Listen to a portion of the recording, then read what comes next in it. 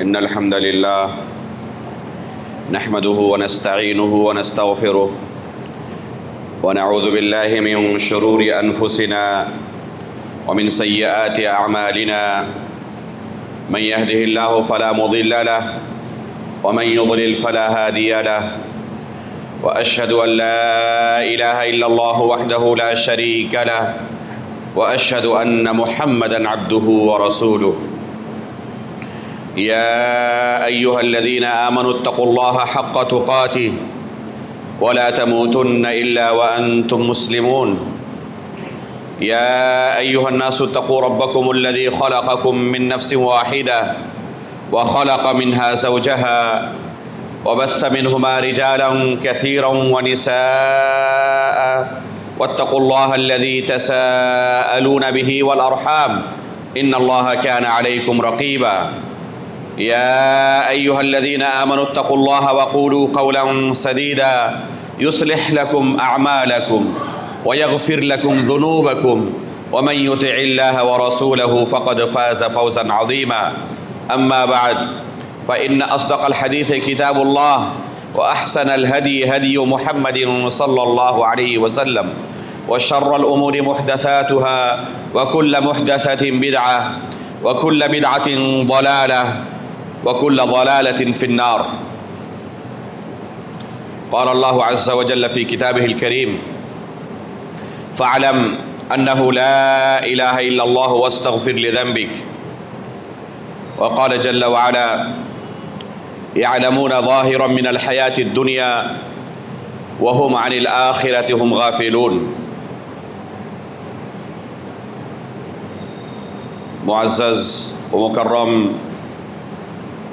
حاضرین جمعہ، بزرگان دین و ملت، عزیز دوستوں اور پردہ نشین ماں و بہنوں،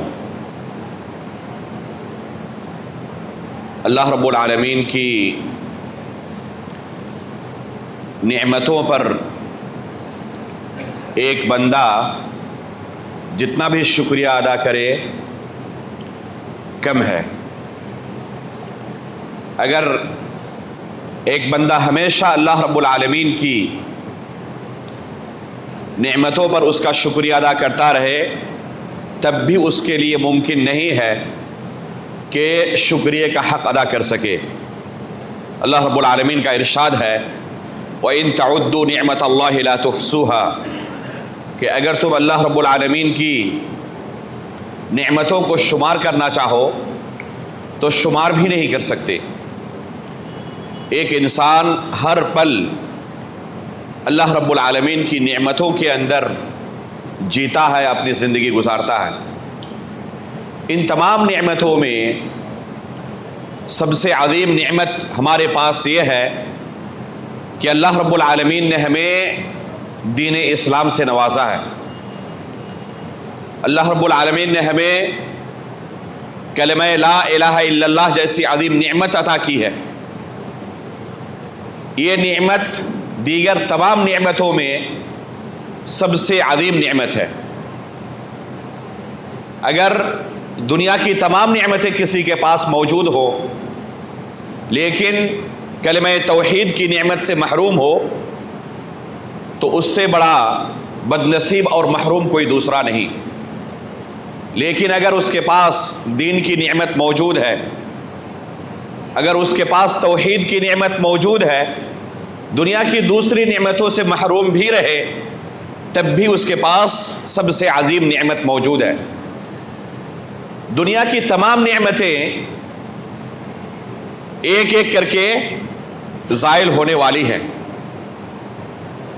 جب ایک انسان اس دنیا سے رخصت ہو جاتا ہے تو ان تمام نعمتوں کو اسی دنیا میں چھوڑ کر رخصت ہو جاتا ہے، چاہے وہ کوئی فقیر ہو چاہے کوئی بادشاہ ہو۔ ان نعمتوں کو اپنے ساتھ قبر میں نہیں لے جائے گا، ان تمام چیزوں کو چھوڑ کر اسے اکیلے رخصت ہونا پڑے گا۔ آگے کی جو زندگی اس کی ہوگی یہی اصل زندگی ہے اور یہ کبھی ختم ہونے والی نہیں ہے۔ اس زندگی کا فیصلہ اس زندگی میں جو اس نے اپنی زندگی گزاری ہے اس کے اوپر دار و مدار ہے۔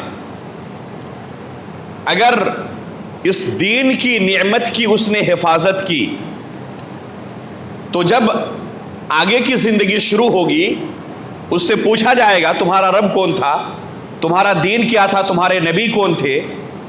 اگر حقیقت میں اس نے اسی رب کو اپنا رب مانا ہوگا، اسی دین کو اپنی زندگی میں نافذ کیا ہوگا جو دین اللہ رب العالمین نے نبی صلی اللہ علیہ وسلم کو عطا کیا تھا، اللہ کے رسول صلی اللہ علیہ وسلم کی معرفت حاصل کی اور آپ کے حقوق کو ادا کیا، تو یہ آگے کی زندگی انتہائی روشن اور تابناک ہوگی. لیکن اگر اس نے یہ زندگی اللہ رب العالمین کے لائے ہوئے نازل کیے ہوئے دین کے مطابق نہیں گزاری ہے، جب اس سے اس کے دین کے بارے میں پوچھا جائے گا تو جو دین اپنی عملی زندگی کے اندر اس نے نافذ کیا تھا وہ دین اس دین سے مطابقت نہ رکھے جو دین اللہ کے رسول نے اپنے صحابہ کو سکھایا تھا، تو پھر حسرت اور افسوس کے علاوہ کوئی دوسرا راستہ اس کے پاس نہیں ہوگا. اس دین پر عمل کا اللہ رب العالمین نے ہم سب کو مکلف بنایا ہے. ہمیں اللہ رب العالمین نے آزاد نہیں چھوڑا ہے. اللہ رب العالمین نے جو دین نازل کیا ہے، رسول اللہ صلی اللہ علیہ وسلم کو جس کے لیے مبعوث فرمایا تھا، اس دین پر عمل کے ہم سب مکلف ہیں. ہر وہ بندہ جسے اللہ رب العالمین نے عقل کی نعمت سے نوازا ہے وہ اس دین پر عمل کرنے کا مکلف ہے. اگر اس کے پاس عقل جیسی نعمت ہے لیکن اس دین پر عمل نہیں کیا، جب اس سے پوچھا جائے گا تمہارا دین کیا تھا، تو ظاہر سی بات ہے جس طرح اس نے اپنی زندگی گزاری ہے جو اس کی زندگی میں دین تھا وہی دین پیش کرے گا. اگر اس کا یہ دین اللہ رب العالمین کے نازل کردہ دین سے مطابقت ہو تب تو اس کے لیے خوشخبری ہے. لیکن یہ زندگی اس نے ایسی گزاری جس میں اس دین کا کوئی اثر نہیں تھا، تو صرف حسرت اور افسوس کے علاوہ اسے وہاں پر کچھ بھی سجھائی نہیں دے گا. اس لیے میرے بھائیوں، معاملہ آسان نہیں ہے، معاملہ بڑا سنگین ہے، اور یہ ہر نفس کے ساتھ، ہر شخص کے ساتھ جڑا ہوا مسئلہ ہے. وہاں پر ہمیں بچانے کے لیے ہمارا کوئی رشتہ دار نہیں آئے گا، وہاں پر ہمارا ساتھ دینے کے لیے کوئی پیر ولی بزرگ نہیں آئے گا. ہر شخص کو اپنی قبر کے اندر ان سوالوں کو خود فیس کرنا ہوگا اور خود اپنے زندگی کے بارے میں اسے جواب دینا ہوگا. لہذا ہر شخص کو اس بارے میں بذات خود تیاری کرنے کی ضرورت ہے اور اپنے نفس کا محاسبہ کرنے کی ضرورت ہے. کیا حقیقت میں وہ اسی دین پر عمل کر رہا ہے جو دین اللہ رب العالمین نے نازل کیا تھا، یا اس کا عمل، اس کی زندگی کسی دوسرے دین پر گزر رہی ہے جس دین کا اللہ کے رسول کے لائے ہوئے دین سے کوئی تعلق نہیں ہے؟ اور یہ کب ہوگا؟ جب انسان رسول اللہ صلی اللہ علیہ وسلم کے لائے ہوئے دین کو سیکھے گا، تب وہ اپنی زندگی کو اس دین کے ساتھ کمپیئر کر پائے گا کہ ہمارا دین رسول اللہ صلی اللہ علیہ وسلم کے لائے ہوئے دین سے مطابقت رکھتا ہے، میچ کرتا ہے یا نہیں کرتا. اس لیے ہر شخص کو اس دین کے بارے میں کچھ نہ کچھ علم حاصل کرنے کی ضرورت ہے.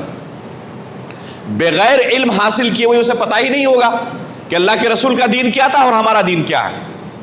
یہ کب اسے پتہ چلے گا کہ ہمارا دین اللہ کے رسول صلی اللہ علیہ وسلم کے لائے ہوئے دین سے مطابقت رکھتا ہے، میچ کرتا ہے یا نہیں کرتا؟ جب وہ اس دین کے بارے میں جانکاری حاصل کرے گا، اس دین کی معرفت حاصل کرے گا. اس لیے ایک انسان کے اوپر سب سے پہلا فریضہ یہی عائد ہوتا ہے کہ وہ اللہ کے رسول صلی اللہ علیہ وسلم کے لائے ہوئے دین کے بارے میں معرفت حاصل کرے، علم حاصل کرے. جو آیت خطبہ مسنونہ کے بعد آپ کے سامنے پڑھی گئی، اللہ رب العالمین نے اسی کا اس میں حکم دیا ہے، فَعْلَمْ أَنَّهُ لَا إِلَهَ إِلَّا اللَّهُ وَاسْتَغْفِرْ لِذَنبِكَ. یہ انتہائی عظیم آیت ہے. اس آیت میں اللہ رب العالمین نے 3 چیزوں کا حکم دیا ہے. اگر ایک انسان اپنی زندگی اس آیت کے مطابق گزار لے تو اس سے زیادہ دنیا میں سعادت مند دوسرا نہیں ہو سکتا. اللہ رب العالمین نے پہلا حکم کیا دیا؟ فَعْلَمْ. یہ پہلا حکم ہے، علم حاصل کرو، کیونکہ بغیر علم کے تمہیں پتہ ہی نہیں ہوگا صحیح کیا ہے غلط کیا ہے. ایک شخص جانتا ہی نہیں نماز کیسے پڑھنی ہے، وضو کیسے کرنا ہے، روزہ کیسے رکھنا ہے، زکوٰۃ کس پر فرض ہے کس پر نہیں ہے، حج کا کیا طریقہ ہے، کلمہ لا الہ الا اللہ کا کیا معنی ہے، اللہ کے رسول کا دین کیا تھا. جب اسے صحیح دین کا پتہ ہی نہیں تو جو بھی اسے غلط دین پیش کرے گا اسے قبول کر لے گا، کیونکہ اسی کو وہ صحیح سمجھے گا. لیکن جب اسے صحیح دین کا پتہ ہو، اس کے سامنے کوئی شخص غلط دین پیش کرے جلدی قبول نہیں کرے گا. وہ کہے گا یہ وہ دین نہیں ہے جو اللہ کے رسول صلی اللہ علیہ وسلم نے اپنے صحابہ کو سکھایا تھا. اس لیے سب سے پہلے علم حاصل کرنا ضروری ہے. اسی کو اللہ کے رسول صلی اللہ علیہ وسلم نے اپنی حدیث کے اندر ان الفاظ میں بیان کیا ہے، طلب العلم فریضۃ علی کل مسلم، کہ علم حاصل کرنا ہر مسلمان پر فرض ہے. اللہ کے رسول کے الفاظ پر غور کریں. ایک اللہ کے رسول نے یہ بیان کیا کہ فرض ہے، یہ کوئی اختیاری چیز نہیں، آپشنل نہیں، چاہے تو حاصل کرے چاہے تو حاصل نہ کرے، بلکہ فرض ہے آپ کے اوپر. اور دوسری چیز کیا بیان کی، علی کل مسلم، ہر مسلمان پر جو اپنے آپ کو مسلمان ہونے کا دعویٰ کرے. ایسا نہیں کہ گاؤں کے اندر ہمارے اس خاندان کے اندر چند لوگ حاصل کر لے تو کافی ہے، بلکہ جو بھی اپنے آپ کو مسلمان ہونے کا دعویٰ کرتا ہے اسے علم حاصل کرنا ضروری ہے، فرض ہے اس کے اوپر. یہ کون سا علم ہے؟ اس علم سے مراد یہ نہیں ہے کہ تمام کے تمام لوگ مدرسوں میں جا کے داخلہ لے اور ایک لمبی مدت تک استاد کے سامنے جا کر علم حاصل کرتے رہے، یہ مراد نہیں ہے. اس سے کون سا علم مراد ہے؟ یہ دین کا وہ علم جس سے وہ مسلمان باقی رہ سکے، دین کے وہ مسائل جو اس کی زندگی میں روزانہ پیش آتے ہیں جن کے بغیر وہ مسلمان باقی نہیں رہ سکتا. مثال کے طور پر اگر ایک شخص نماز ادا نہیں کرتا، ایک شخص کلمہ لا الہ الا اللہ کو اپنی زبان سے اقرار نہیں کرتا، کیا وہ مسلمان باقی رہ سکتا؟ وہ مسلمان باقی نہیں رہ سکتا. اسے پہلے کلمہ لا الہ الا اللہ کا اقرار کرنا پڑے گا تب وہ اسلام کے اندر داخل ہوگا. اب وہ شخص کلمہ لا الہ الا اللہ کے بارے میں علم حاصل نہیں کرتا، اسے پتہ ہی نہیں کہ اس کلمے کا کیا معنی ہے، اس کے کیا تقاضے ہیں، کن چیزوں سے اس کلمے کی حفاظت کرنی ہے، نماز کا کیا طریقہ ہے، وضو کا کیا طریقہ ہے، کن چیزوں سے وضو ٹوٹ جاتا ہے، کن چیزوں سے اسلام ٹوٹ جاتا ہے، اسے کچھ بھی پتہ نہیں. اگر کسی شخص کو وضو کا طریقہ پتہ نہ ہو، نماز کا طریقہ پتہ نہ ہو، تو کیا اس کے لیے ممکن ہے کہ وہ صحیح طریقے سے اللہ رب العالمین کی عبادت کر سکے؟ ممکن نہیں ہے اس کے لیے. اب جب نماز ہی نہیں پڑھے گا، اس کی زندگی میں نماز نہ ہو تو اس کے اسلام کا بھی تصور نہیں کیا جا سکتا. اگر کوئی شخص نماز نہیں پڑھتا تو اس کے اسلام کا تصور نہیں کیا جا سکتا. عمر فاروق رضی اللہ تعالیٰ عنہ کو جب خنجر مارا گیا اور جسم سے اچھا خاصا خون بہہ گیا جس کی وجہ سے ان کی وفات بھی ہو گئی، جس دن وفات ہوئی اس دن فجر کی نماز کے لیے مسور بن مخرمہ رضی اللہ تعالیٰ عنہ انہیں بیدار کرنے کے لیے گئے اور کہا کہ امیر المؤمنین فجر کا وقت ہو چکا ہے. اس حالت میں بھی کہتے ہیں نعم لا حظ فی الاسلام لمن ترک الصلاۃ، ضرور اس حالت میں بھی میں نماز ضرور پڑھوں گا، کیونکہ جس نے نماز چھوڑ دی اسلام کے اندر اس کا کوئی حصہ باقی نہیں رہ جاتا، ذرہ برابر بھی اس کے اسلام کا تصور نہیں کیا جا سکتا جس کی زندگی میں نماز نہ ہو. اب ایک شخص نماز کیسے پڑھے گا؟ جب اس کے بارے میں اس کو علم ہوگا، جانکاری حاصل ہوگی کہ نماز کیسے پڑھنا ہے. تو یہ ہے دین کا بنیادی علم. ایمان کے ارکان کتنے ہیں، کس رکن کا کیا معنی و مفہوم ہے، اسلام کے ارکان کتنے ہیں، کس کا کیا معنی و مفہوم ہے، کیسے ہم ان چیزوں پر عمل کر سکیں، یہ ہر مسلمان کو کم از کم جاننے کی ضرورت ہے. یہ دین کی موٹی موٹی باتیں ہیں، بنیادی باتیں ہیں. اگر ان چیزوں کا بھی کسی کے پاس علم نہیں، اسے پوچھا جائے اللہ رب العالمین پر ایمان کیسے لانا ہے، وہ کہے کہ مجھے کچھ نہیں پتا. فرشتوں کے بارے میں جانتے ہو؟ کہہ رہے مجھے نہیں پتا کہ فرشتے کیا ہیں. یوم آخرت پر ایمان ہے؟ کہہ رہے سنتے ہیں، کیا مطلب اس کا؟ نہیں پتا یوم آخرت پر ایمان کا کیا معنی ہے. تو جسے ان چیزوں کا علم ہی نہیں ہے اس کے اسلام کا تصور کیا جا سکتا؟ یہ بنیادی چیزیں ہیں جس کا علم حاصل کرنا ضروری ہے. اسی کو اللہ رب العالمین نے اس آیت میں فرمایا فَعْلَمْ، پہلے علم حاصل کرو، جانو.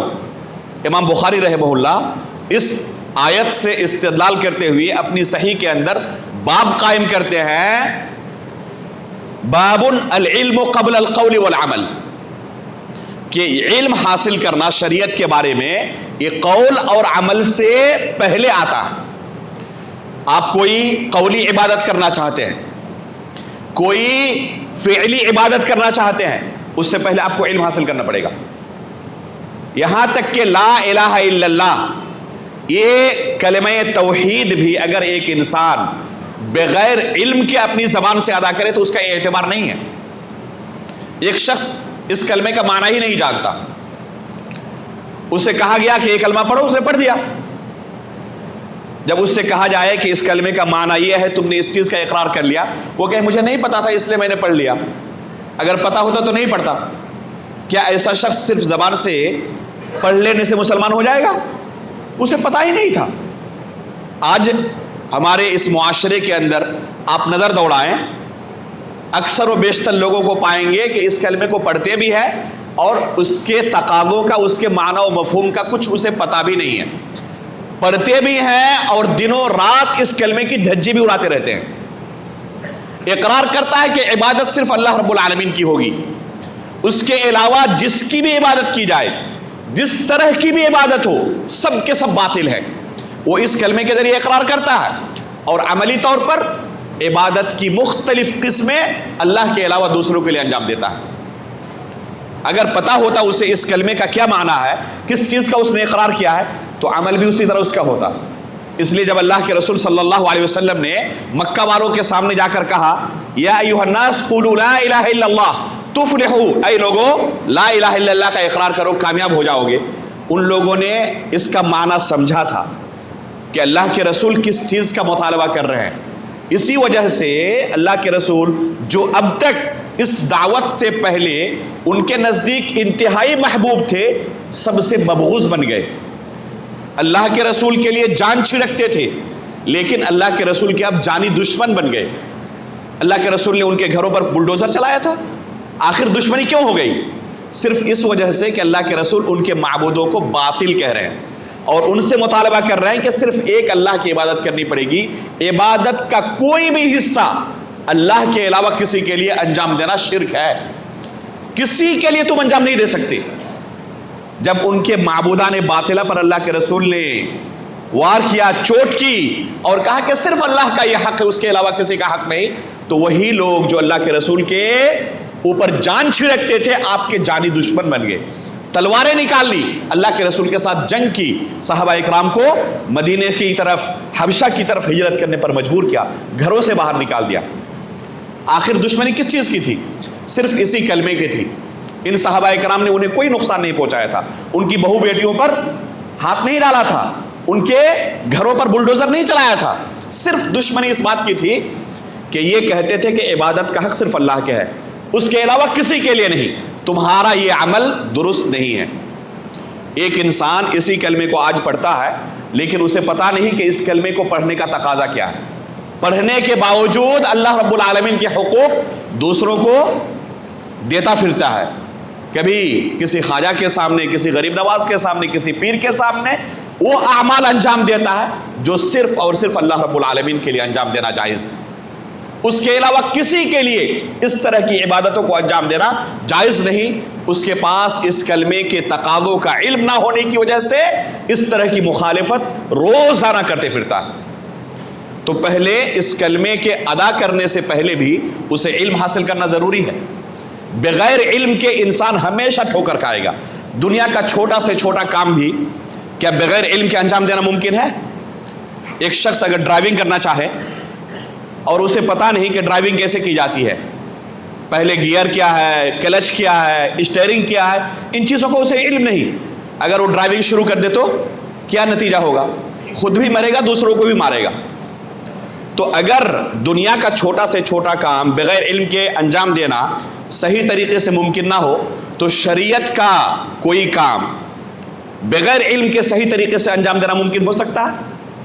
ناممکن ہے کہ بغیر علم کے شریعت پر کوئی شخص صحیح طریقے سے عمل کر سکے.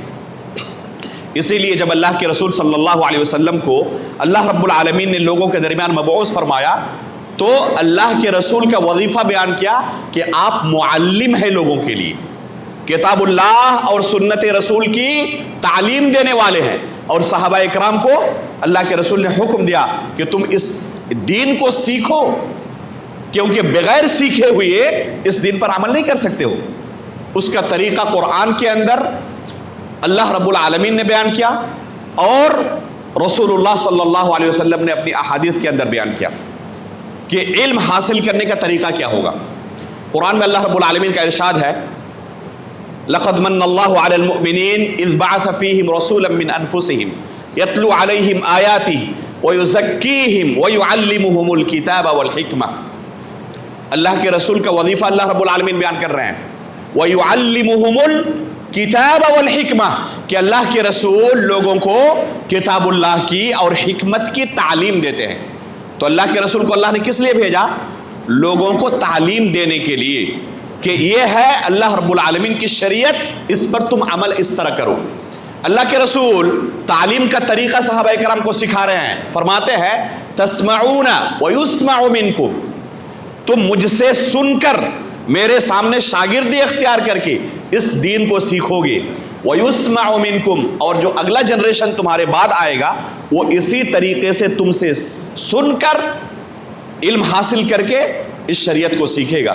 وَيُسْمَعُ مِمَّنْ يَسْمَعُ مِنْكُمْ، اور پھر ان کے بعد کا جو جنریشن آئے گا وہ بھی ان کے بعد ان سے پہلے کے جنریشن سے اسی طرح سن کر اس دین کو سیکھے گا. اہل عرب بہترین عربی بولنے والے اور سمجھنے والے تھے. یہ ممکن تھا اللہ رب العالمین کے لیے کہ صرف قرآن مزید نازل کر دیتا ان کی زبان میں اور کہتا کہ یہ تمہارے لیے شریعت ہے، اسے تم خود سے پڑھ لو اور اس کے مطابق زندگی گزارو. لیکن اللہ رب العالمین نے ایسا نہیں کیا. اللہ کے رسول کو قرآن نازل کرنے کے ساتھ ساتھ معلم بنا کر بھیجا. یہ نہیں کہا کہ قرآن کو خود سے پڑھ لو، تمہاری زبان میں ہی ہے اور تم جیسے سمجھتے ہو اس پر عمل کرو، بلکہ اللہ کے رسول سے سیکھنے کا حکم دیا.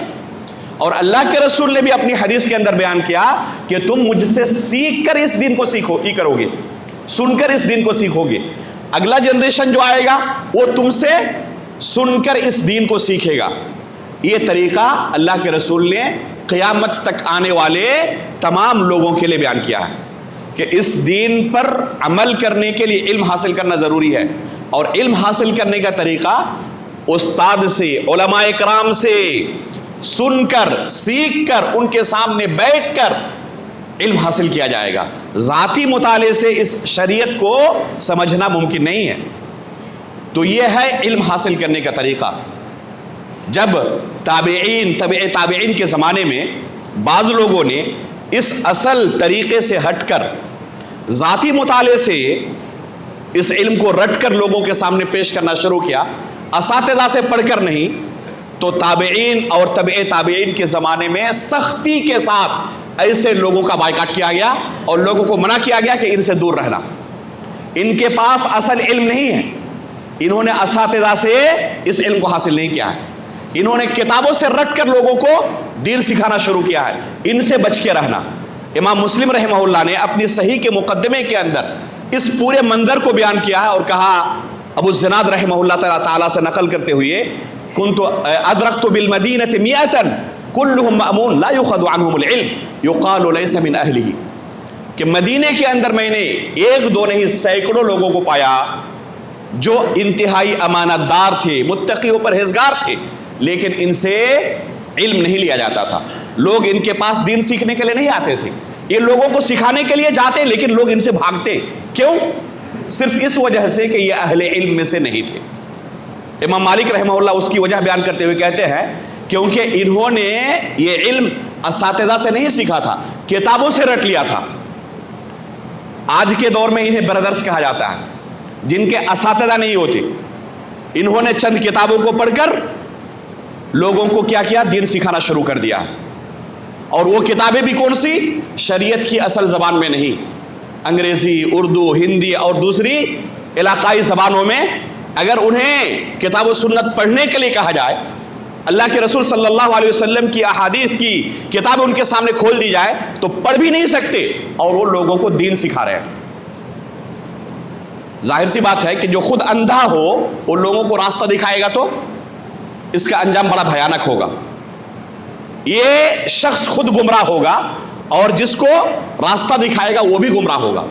اللہ کے رسول صلی اللہ علیہ وسلم قیامت کی نشانیوں کو بیان کرتے ہوئے فرماتے ہیں ان هذا العلم ينتزع انتزاعا حتى اذا لم يبق عالما اتخذ الناس رؤوسا جهالا، کہ یہ علم آہستہ آہستہ اٹھا لیا جائے گا اور جب علماء نہیں رہیں گے تو لوگ کیا کریں گے؟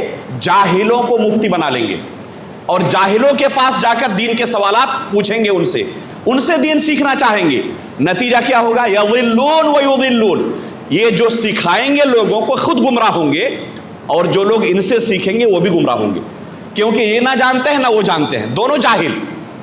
اب سوال پیدا ہوتا ہے کہ جب دونوں جاہل ہیں تو ایک جاہل دوسرے جاہل کو اپنا مفتی بناتا ہی کیوں ہے؟ ان سے سیکھنے ہی کیوں جاتا ہے؟ اس کی وجہ یہ ہے کہ گرچہ دونوں جاہل ہیں لیکن ایک جاہل نے جاہل ہونے کے باوجود لوگوں کے سامنے عالم کی صورت میں اپنے آپ کو پیش کیا اور لوگوں کو دھوکہ دینے کی کوشش کی، نہیں ہمارے پاس علم ہے، حالانکہ وہ جاہل ہے، وہ پڑھ بھی نہیں سکتا قرآن و حدیث کو، لیکن لوگوں کے سامنے اپنے آپ کو اس طور پر پیش کیا کہ ہم عالم ہیں، اسٹیجوں پر اٹھنے لگے اور لوگ دھوکہ کھا جاتے ہیں اور انہیں عالم سمجھ کر دین کے مسائل ان سے پوچھتے ہیں۔ اللہ کے رسول نے نتیجہ کیا بیان کیا؟ یضلون ویضلون، صحیح بخاری کی روایت ہے کہ یہ خود گمراہ ہوں گے، دوسروں کو گمراہ کریں گے۔ جن کے پاس کتاب و سنت کا علم نہیں وہ کیسے دوسروں کو دین سکھا سکتے ہیں؟ افسوس کی بات یہ ہے کہ اسی گمراہی کے راستے پر آج امت کا ایک بہت بڑا طبقہ چل رہا ہے۔ ایسے لوگوں سے دین سیکھنے کی کوشش کر رہے ہیں جو خود دین کو پڑھ بھی نہیں سکتے۔ ان کے سامنے حدیث کی کتاب آپ کھول کے رکھ دیں، شریعت کے مصادر کی کتاب کھول کے رکھیں، وہ ایک سطر دیکھ کر پڑھ بھی نہیں سکتے، شریعت کے مصادر کا ناموں تک کا علم نہیں، اور لوگ ان سے دین سیکھ بھی رہے ہیں، انہیں اپنے اسٹیج بھی فراہم کر رہے ہیں۔ علامہ ابن قیم رحمہ اللہ فرماتے ہیں کہ ایسے لوگ خود مجرم نہیں ہیں بلکہ ان کے ساتھ یہ تو مجرم ہے ہی، جو انہیں اسٹیج فراہم کرتے ہیں وہ بھی برابر کے شریک ہے اس جرم کے اندر۔ اس لیے میرے بھائیوں، یہ دین انتہائی قیمتی چیز ہے، صحیح دین پر عمل کرنے کے لیے صحیح مصدر سے اسے سیکھنا ضروری ہے۔ ہر کسی سے یہ دین جیسی عظیم نعمت ہم سیکھ نہیں سکتے، ان سے سیکھیں گے جن کے پاس حقیقت میں کتاب و سنت کا علم ہے، ایک لمبی مدت تک اساتذہ کے سامنے بیٹھ کر انہوں نے اس دین کو سیکھا ہے اور پھر لوگوں کو دین سکھا رہے ہیں۔ یہ پہلی شرط ہے۔ دوسری شرط یہ ہے کہ یہ شخص جو ہمیں دین سکھا رہا ہے اس کا کتاب و سنت کا اصل علم ہونا، اور جو اللہ کے رسول نے اپنے صحابہ کو دین سکھایا تھا اسی دین کا لوگوں کو سکھانا ضروری ہے۔ اگر وہ اس دین کو بگاڑ کر لوگوں کو سکھائے، دوسرے لفظوں میں اصل دین نہ سکھا کر بدعتیں سکھائے، تو ایسے شخص سے بھی ہم دین نہیں سیکھ سکتے۔ اللہ کے رسول صلی اللہ علیہ وسلم فرماتے ہیں قیامت کی نشانیوں کو بیان کرتے ہوئے کہ ان من اشراط الساعہ ان یلتمس العلم عند الاصاغر، قیامت کی نشانیوں میں سے یہ ہے کہ یہ دین کا علم لوگ کن سے سیکھیں گے؟ اصاغر سے سیکھیں گے۔ اصاغر سے مراد کیا ہے؟ عمر کے اندر چھوٹا ہونا نہیں ہے، اصاغر سے مراد اہل بدعت ہے، جو اصل دین لوگوں کو نہیں سکھاتے، بگڑا ہوا دین سکھاتے ہیں، دین کے نام پر اپنی بدعتیں سکھاتے ہیں۔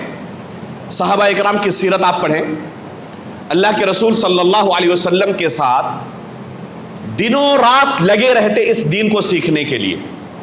انہیں گھر بار بھی دیکھنا ہوتا، ان کے بھی بیوی بچے تھے، تو اپنے کسی ساتھی کے ساتھ باری مقرر کرتے، ایک دن آپ اللہ کے رسول کے ساتھ رہیں، میں گھر بار دیکھوں گا، دوسرے دن میں اللہ کے رسول کے ساتھ رہوں گا، آپ گھر بار دیکھیں، اور جو کچھ اللہ کے رسول سے آپ سنیں مجھے سکھا دیں، میں سنوں گا آپ کو سکھا دوں گا۔ یہ صحابہ اکرام کی حرص تھی۔ عبداللہ بن عباس رضی اللہ تعالیٰ عنہ اللہ کے رسول صلی اللہ علیہ وسلم کے ساتھ سائے کی طرح لگے رہتے، یہاں تک کہ اپنی خالہ میمونہ رضی اللہ تعالیٰ عنہ جو اللہ کے رسول صلی اللہ علیہ وسلم کی زوجہ مطہرہ ہے، اپنی خالہ کے پاس رات کو چلے آتے تاکہ اللہ کے رسول رات کو کیسے گزارتے ہیں، کیسی عبادت کرتے ہیں، اپنی آنکھوں سے دیکھیں اور سیکھیں۔ یہ حرص تھا صحابہ اکرام کا دین سیکھنے کا۔ اللہ کے رسول صلی اللہ علیہ وسلم کی جب وفات ہو گئی، عبداللہ بن عباس رضی اللہ تعالیٰ عنہ نے اپنے ساتھیوں سے کہا کہ ابھی بھی اس امت میں کبار علماء موجود ہیں، ابو بکر صدیق، عمر فاروق، عثمان غنی، علی بن ابی طالب اور خلفائے راشدین کے علاوہ عشر مبشرہ بالجنہ اور بڑے بڑے صحابہ کرام ابھی موجود ہیں، چلو ان کے پاس جا کر ہم اس دین کو سیکھنا جاری رکھتے ہیں۔ ان کے ساتھیوں نے توجہ نہیں دی، ان کا ساتھ نہیں دیا، اکیلے نکل پڑے۔ حافظ ذہبی رحمہ اللہ نے بیان کیا ہے کہ مدینے کی تپتی گرمی میں، جو لوگ مدینہ گئے وہ جانتے ہیں کہ کیسی گرمی پڑتی ہے وہاں پہ، دوپہر کے وقت جھلسا دینے والی گرمی میں صحابہ اکرام کے چوکھٹ پر جا کر بیٹھ جاتے، گرد و غبار سے پورا جسم بھر جاتا، اور یہ صحابہ اکرام جب قیلولہ کر کے اپنے گھر سے باہر نکلتے تب دیکھتے کہ عبداللہ بن عباس رضی اللہ تعالیٰ عنہ چوکھٹ پر بیٹھے ہوئے ہیں، پورا جسم گرد و غبار سے بھرا ہوا ہے۔ تعجب کے ساتھ کہتے کہ اللہ کے رسول صلی اللہ علیہ وسلم کے چچا زاد بھائی ہمارے چوکھٹ پر، آپ کو کیا ضرورت تھی آنے کی؟ آپ صرف اشارہ کرتے ہم آپ کے پاس پہنچ جاتے۔ صحابہ کرام شرف محسوس کرتے کہ آل بیت کی ہم کچھ خدمت کر سکیں۔ عبداللہ بن عباس اللہ کے رسول کے خاندان سے تعلق رکھتے ہیں، تو کہتے آپ کو آنے کی ضرورت نہیں تھی، ہم آپ کے پاس چلے آتے۔ عبداللہ بن عباس رضی اللہ تعالیٰ عنہ کیا کہتے کہ میں طالب علم ہوں، مجھے سیکھنا ہے دین، اور طالب کو استاد کے پاس آنا پڑتا ہے۔ اس طریقے سے انہوں نے دین کو سیکھا۔ وہی عبداللہ بن عباس رضی اللہ تعالیٰ عنہ جو صحابہ اکرام کے چوکھٹ پر جا کر اپنے جسم کو اس طرح جھلسا دیتے تھے، جب فتنوں کا دور شروع ہوا اور اس امت کے اندر ایسے بدعتی حضرات پیدا ہو گئے جنہوں نے اصل دین نہیں ڈپلیکیٹ دین لوگوں کو سکھانا شروع کیا، جس کے بارے میں اللہ کے رسول سے یہی صحابہ اکرام سینکڑوں بار سن چکے تھے، ان کل محدثۃ بدعہ وکل بدعۃ ضلالہ وکل ضلالۃ فی النار، کہ بدعتوں سے اپنے دین کی حفاظت کرنا۔ بار بار اللہ کے رسول انہیں تنبیہ کرتے تھے کہ بدعتوں سے اپنے دین کی حفاظت کرنا۔ یہ صحابہ اکرام اللہ کے رسول سے اوریجنل دین سیکھے ہوئے تھے، ان کے پاس کوئی ڈپلیکیٹ دین نہیں تھا۔ جب انہی صحابہ اکرام کی زندگی میں یہ فتنے ظاہر ہوئے اور بہت سارے بدعتی حضرات بھی ڈپلیکیٹ دین سکھانا شروع کر دیے، تو خود عبداللہ بن عباس کا ایک واقعہ سن لیں، آپ کو اندازہ ہو جائے گا کہ صحابہ اکرام اپنے دین کو لے کر کیسے حساس تھے، کیسے احتیاط کرنے والے تھے۔ انہی عبداللہ بن عباس کے پاس صحیح مسلم کے مقدمے کے اندر یہ واقعہ موجود ہے۔ بشیر بن کعب العدوی نام کا ایک شخص آتا ہے اور عبداللہ بن عباس رضی اللہ تعالیٰ عنہ کو اللہ کے رسول کی حدیثیں سنانا شروع کر دیتا ہے۔ عبداللہ بن عباس رضی اللہ تعالیٰ عنہ ان کی طرف توجہ نہیں دیتے، بالکل بھی توجہ نہیں۔ یہ حدیثیں سنا رہے ہیں اور عبداللہ بن عباس ان کی طرف بالکل توجہ نہیں دے رہے۔ کچھ دیر کے بعد جب مایوس ہو گئے، یہ احساس ہوا، کہا عبداللہ بن عباس سے کہ عبداللہ بن عباس آپ کو کیا ہو گیا ہے؟ اللہ کے رسول کی حدیثیں میں آپ کو سنا رہا ہوں اور آپ بالکل سننا نہیں چاہتے۔ اللہ کے رسول کی حدیثیں میں سنا رہا ہوں، کوئی قصے کہانی نہیں سنا رہا ہوں۔ تب عبداللہ بن عباس رضی اللہ تعالیٰ عنہ نے کیا جواب دیا، اس میں ہمارے لیے بہت بڑا درس ہے۔ فرماتے ہیں کہ اگر سبب جاننا چاہتے ہیں تو سنیں، کیوں میں آپ کے ساتھ ایسا کر رہا ہوں؟ سبب جاننا چاہتے ہیں تو سنیں ہم سے کیا سبب ہے۔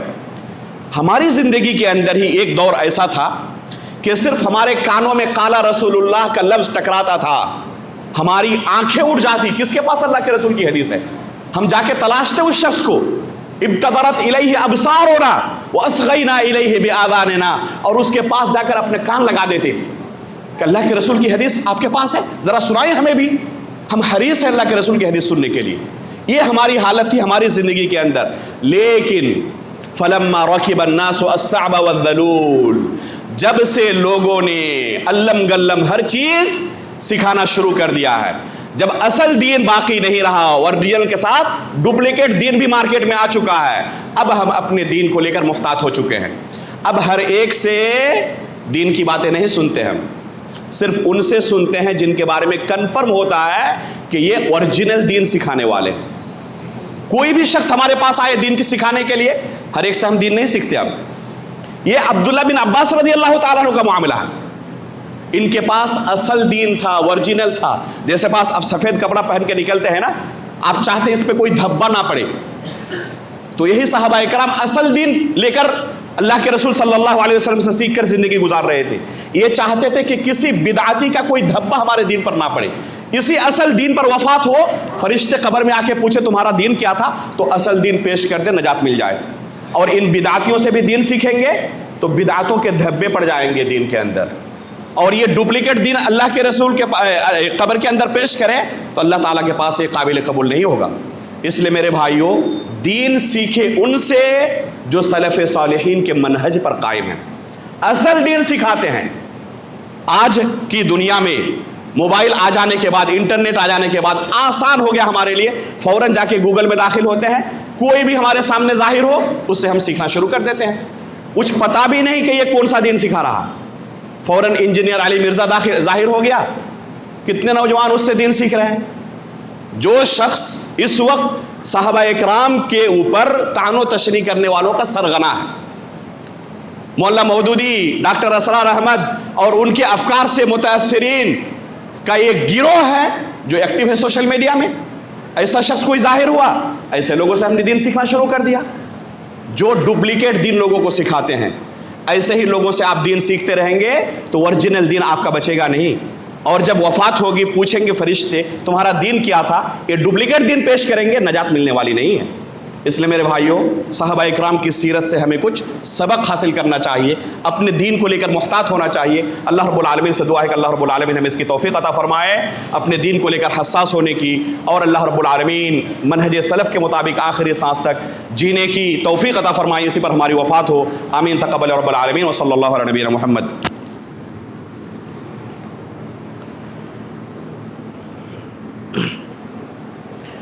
الحمد للہ رب العالمین والصلاة والسلام علی رسولہ اشہد ان لا الہ الا اللہ وحدہ لا شریک لہ واشہد ان محمدا عبدہ ورسولہ اما بعد۔ محترم حاضرین، آپ کے سامنے اختصار کے ساتھ بیان کیا گیا کہ علم شرعی کی اہمیت کیا ہے، اور یہ بھی بیان کیا گیا کہ یہ علم کیسے ہم سیکھ سکتے ہیں۔ اگر پورے خطبے کا خلاصہ کہا جائے تو یہ ہوگا 1 منٹ کے اندر کہ ہمیں دین سیکھنا ضروری ہے اس دین پر عمل کرنے کے لیے، اور دین سیکھنے کا طریقہ ہے علماء کرام سے دین کو سیکھیں، کتابوں سے ڈائریکٹ نہیں، ایسے علماء کرام سے جن کے اندر 2 صفت موجود ہیں۔ پہلی صفت یہ کہ انہوں نے اساتذہ کے سامنے بیٹھ کر ایک لمبی مدت تک بتدریج قرآن و حدیث کا علم حاصل کیا ہو، بلا درس سے ہم دین نہیں سیکھ سکتے۔ اور دوسری شرط یہ ہے کہ وہ سلف صالحین کے منہج پر قائم ہو، کوئی بدعتی نہ ہو اور کوئی ڈپلیکیٹ دین ہمیں نہ سکھا رہا ہو۔ تو یہ ہے اس پورے خطبے کا خلاصہ۔ اللہ رب العالمین سے دعا ہے کہ اللہ رب العالمین اسی طریقے پر ہمیں شریعت کا علم حاصل کرنے کی توفیق عطا فرمائے، اس پر عمل کی توفیق عطا فرمائے، اسی پر ہماری وفات ہو اور نبیین، صدیقین، شہداء و صالحین کے ساتھ ہمارا حشر ہو، آمین تقبل رب العالمین۔ اللہم صلی علی محمد وعلی آل محمد کما صلیت علی ابراہیم وعلی آل ابراہیم انک حمید مجید، اللہم بارک علی محمد وعلی آل محمد كما باركت على إبراهيم وعلى آل إبراهيم إنك حميد مجيد، سبحان ربك رب العزة عما يصفون وسلام على المرسلين والحمد لله رب العالمين۔